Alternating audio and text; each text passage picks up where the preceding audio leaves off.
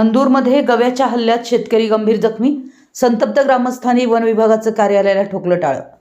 शिराळा तालुक्यातील मंदूर इथं गव्याच्या भीषण हल्ल्यात एक शेतकरी गंभीर जखमी झाल्याची घटना घडली। या घटनेमुळे संपूर्ण परिसरात भीतीचं आणि संतापाचं वातावरण पसरलं असून संतप्त ग्रामस्थांनी वारणावती येथील वन विभागाच्या कार्यालयाला टाळं ठोकून अधिकाऱ्यांना घेराव घातला। मंदूर येथील शेतकरी लक्ष्मणराव पाटील हे आज सकाळी आपल्या मालकीच्या शेतात ऊस तोडणीच्या कामासाठी गेले होते। यावेळी शेतात दबा धरून बसलेल्या गव्यानं त्यांच्यावर अचानक हल्ला केला। या हल्ल्यात पाटील हे गंभीर जखमी झाले। त्यांना तातडीनं मंदूर येथील प्राथमिक आरोग्य केंद्रात दाखल करण्यात आलं। मात्र प्रकृती चिंताजनक असल्यानं पुढील उपचारासाठी त्यांना कराड येथील कृष्णा हॉस्पिटलमध्ये हलवण्यात येत आहे। लक्ष्मण पाटील यांच्यावर हल्ला झाल्याची बातमी गावात वाऱ्यासारखी पसरली। वारंवार होणाऱ्या वन्य प्राण्यांच्या हल्ल्यामुळे संतप्त झालेल्या ग्रामस्थांनी एकत्र येत थेट वारणावती येथील वन विभागाचं कार्यालय गाठलं। आंदोलकांनी कार्यालयातील सर्व अधिकारी आणि कर्मचाऱ्यांना बाहेर काढून कार्यालयाला टाळं ठोकलं।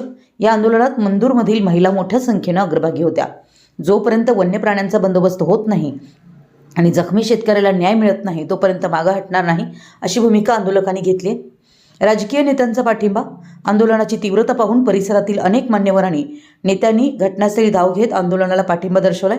यामध्ये माजी जिल्हा परिषद सदस्य रणधीर नाईक, बाळासाहेब नायकवडी, माजी सभापती हनुमंत पाटील, नूतन पंचायत समिती सदस्य मनीषा पाटील, सरपंच शोभा माने, माजी सरपंच वसंत पाटील, समाजसेवक शंकरदादा मोहिते या नेत्यांनी वन अधिकाऱ्यांना धारेवर धरत वन विभागाच्या ढिसाळ कारभाराचा निषेध केला आणि अधिकाऱ्यांना कार्यालयाबाहेरचा रस्ता दाखवला।